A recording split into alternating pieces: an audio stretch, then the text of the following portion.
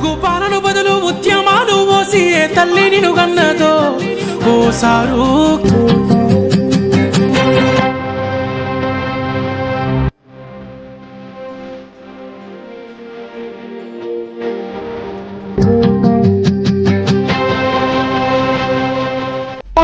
BC bill సాధ్యం.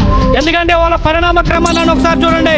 ఒకసారి కేంద్ర ప్రభుత్వంలో ఓబీసీ కమిషన్ రాజ్యాంగబద్ధ హోదా లేదు, కానీ ప్రధాని నరేంద్ర మోడీ గారు దేశ ప్రధాని అయిన తర్వాతే ఇవాళ ఓబీసీ కమిషన్ రాజ్యాంగబద్ధ హోదా వచ్చింది.